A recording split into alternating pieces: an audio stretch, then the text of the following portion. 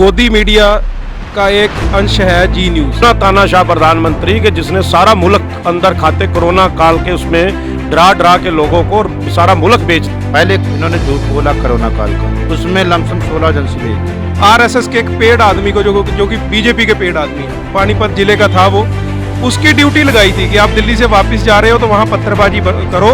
इस आंदोलन को एक आग देने वाला काम किया उन्होंने। उस वक्त आग सिर्फ सुलग रही थी, जिस वक्त वो आए ना उसमें पेट्रोल डला है। देखिए, राजनीतिक पार्टियां आए उनका वो है स्वागत, पर मंच और माइक उनके लिए साझा नहीं है। वो जो ये मोदी जी कहते थे कि मैं देश नहीं बिकने दूंगा, बाद में पता क्या ऐसे कहते थे, खुद ही बेचूंगा। मैं कह रहा हूँ ये सरकार ही सबसे अलग है। 70 सालों में हम भी देख रहे हैं, पहली बार ऐसी सरकार आई है जो हर चीज को मारने के और मतलब मारने के ऊपर तुली हुई है। अगर उस दिन गाजीपुर बॉर्डर पे लोगों की गिनती कम ना होती और टिकैत जी के आंसू ना गिरते तो ये आंदोलन जो है दोबारा खड़ा ना होता। ये सच्चाई थी।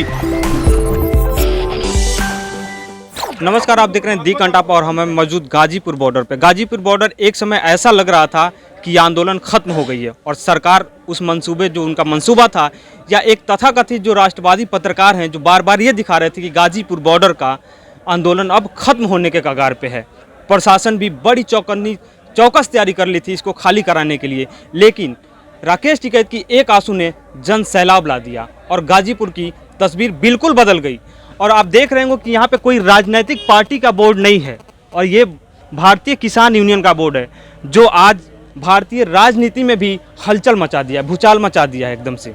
क्योंकि सरकार ने 3 काले कानून, किसानों के अनुसार 3 काले कानून लेके आई है। सरकार फायदे गिना रही है लेकिन किसानों को उसमें नुकसान नजर आ रहे हैं। उसके लिए किसान लगातार यहाँ पे आंदोलन कर रहे हैं। आज हम बात करेंगे। आपका नाम क्या है? पहले सतनाम सिंह विर्क। कहाँ से आप आए हैं? कुरुक्षेत्र हरियाणा। तो पहली बार आना हुआ या इससे पहले भी यहाँ आ चुके थे? नहीं, हम उधर सिंघू बॉर्डर पे। अच्छा, सिंघू बॉर्डर पे थे। तो सिंघू बॉर्डर के भी बारे में बात करेंगे। जो सिंघू बॉर्डर पे हम मतलब वहाँ पे घटना हुई, कुछ लोग आते हैं और पत्थरबाजी करते हैं। उसमें यह दिखाया जाता है कि किसान पहले पत्थरबाजी करते हैं।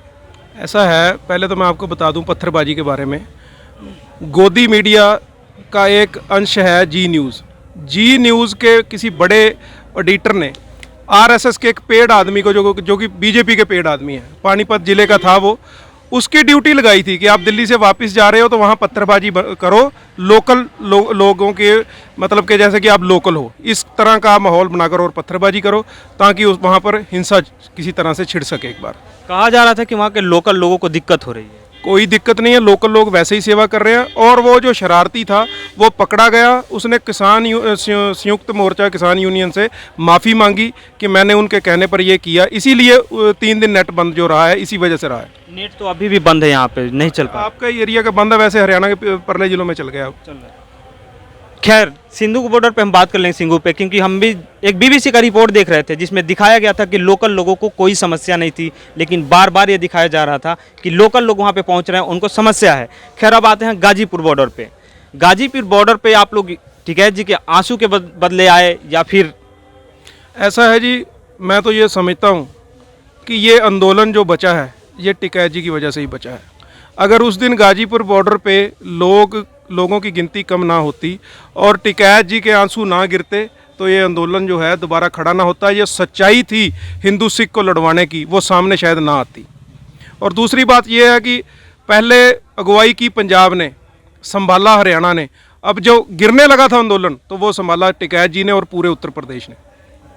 उत्तर प्रदेश के लगभग हर गांव में महापंचायत बैठाया जा रहा है या पंचायत बुलाया जा रहा है। तो क्या अब लग रहा है कि जैसे अभय चौटाला हैं या फिर और अजीत हैं, वो लोग इसमें शामिल होने, तो क्या ये अब उनको राजनीतिक जो भी पार्टियां इसमें शामिल होने आएगी तो क्या मंच आप लोग देना चाहेंगे उनको? देखिए, राजनीतिक पार्टियां आए उनका वो है स्वागत, पर मंच और माइक उनके लिए साझा नहीं है। वो पहले ही बात तय हो चुकी है।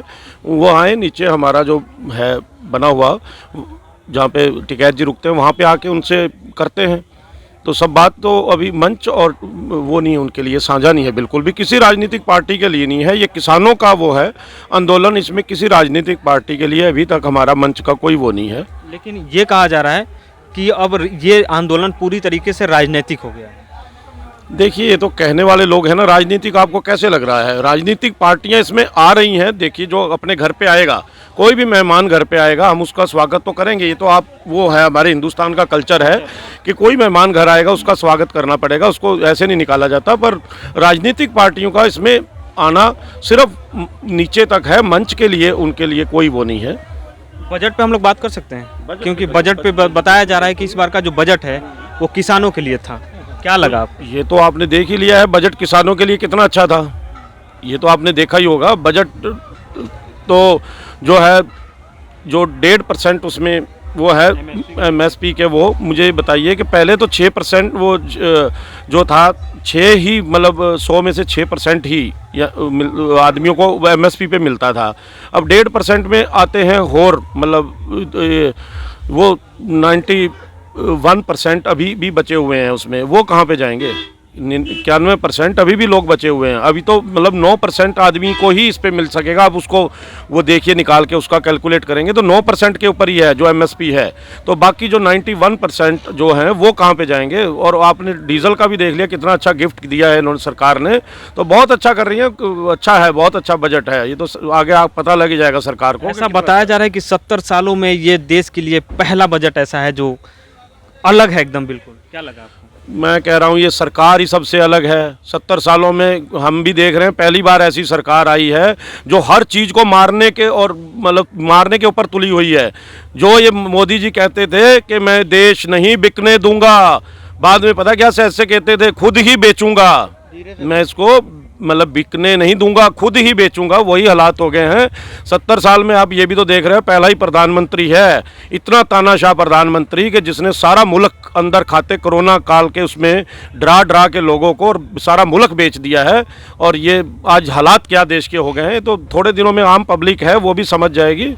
जब ये 150 रुपये किलो आटा खाना पड़ेगा ना, तब पता लगेगा कि मुल्क नहीं बिकने दूंगा। जिस दिन बजट सेशन का शुरुआत हो रहा था तो महामहिम दोनों सभाओं को संबोधित करते हुए कह रहे थे कि हमारी सरकार अब कहाँ तक उचित है, संवैधानिक पद पे हैं वो जानते हैं, लेकिन वो कह रहे थे कि हमारी सरकार ने MSP को 1.5 गुना यानी 1.5 गुना बढ़ाया है। और जो वादे किए गए थे कि किसानों का आय दुगनी कर दिया जाएगा, तो वो 1.5 गुनी हो गई है। क्या लगा आपको? देखिए, बजट जो था वो सरकार को लमसम सबको पहले ही पता था सरकार क्या बजट लाएगी। पहले इन्होंने झूठ बोला कोरोना काल का, उसमें लमसम 16 एजेंसी भेज दी। उसके बाद नंबर लगा किसान का। जिस टाइम किसान का नंबर लगा तो चलो किसान को पता लगा, वो बुखलाए। तब से लेकर आज तक अनशन, धरने, प्रदर्शन सब कुछ हो रहा है, ये आपके सामने है। ये किसी से छुपा हुआ नहीं है। और सरकार की नीति और नीयत दोनों चीज़ें जनता के सामने आ गई।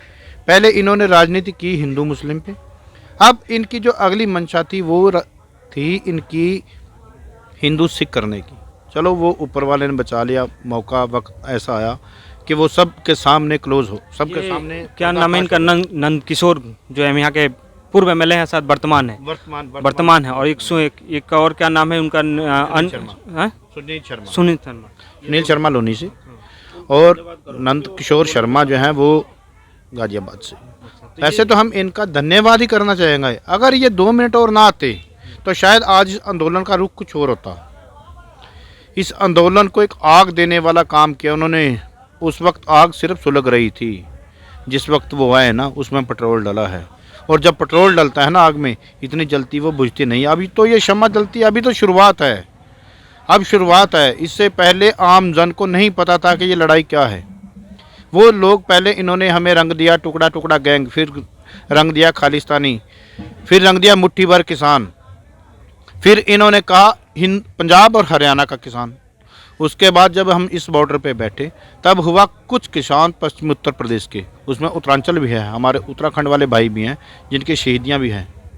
और उसके बाद जब इस सरकार की सारी चालें फेल हो गई, नाकाम हो गई, तो अब सरकार जो है किसी ना किसी तरह से, आप देख ही रहे हैं, आपके सामने है कि बैरिकाडों का क्या हाल हो रहा है। सड़कें जो हैं वो जाम किसानों ने नहीं की हैं, रास्ते किसानों ने नहीं बंद किए हैं, रास्ते बंद किए हैं सरकार ने। वो क्या नीति है इसकी? आगे नीति है कि आम जन को किसानों के खिलाफ भड़काए, लेकिन कोई नहीं भड़केगा। आप यहाँ देख रहे हैं, सब लोग लोकल के आते हैं, सेवा करते हैं, अपना लंगर रखते हैं और चले जाते हैं।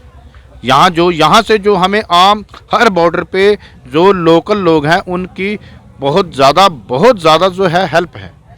ये तो सिर्फ एक सरकार का षड्यंत्र है और वो उसका गोदी मीडिया शुरू से कर रहा है, आज को नया नहीं है। ये तो आप सब लोगों का हम धन्यवाद करते हैं, आपके चैनलों का, कि आपने इस आंदोलन को जिंदा रखा हुआ है। वरना सरकार की तो जो नीति थी, जो नीयत है, वो सब देख चुके हैं। सरकार खिलाफ थी। अब रही बात मेन मुद्दे पे बात करें तो इस 3 बिलों की, हमारे में एक कहावत है, हम सब लोग काश्तकार हैं। मानो हमने ज़मीन खरीद लिया, ज़मीन खरीदने के बाद अपने यहाँ एक इंतकाल, हरियाणा पंजाब में इंतकाल बोलते हैं, हमारे यहाँ उसको दाखिल खारिज बोलते हैं। जब इसने हमें बेच दिया, मोदी जी ने हमें बेच दिया, बेचने के बाद जो अगला आदमी ताकतवर होता है ना, वो अगले का इंतकाल भी रुकवा लेता है और कब्जा भी छुड़वा लेता है। अब हमारी स्थिति यही है, अगर हम मजबूत हैं तो वो रजिस्ट्री भी कैंसिल होगी और वो इंतकाल भी नहीं होगा, वो कब्जा भी नहीं होगा। अगर हम कमज़ोर रहे तो वो सारे होंगे, लेकिन ऐसा होगा नहीं, किसी कीमत पे नहीं होगा। घर वापसी तभी होगी जब ये बिल वापसी होगी। पहले दिन से हम यहाँ हैं और आगे जब तक ज़रूरत रहेगी यहाँ डटे रहेंगे।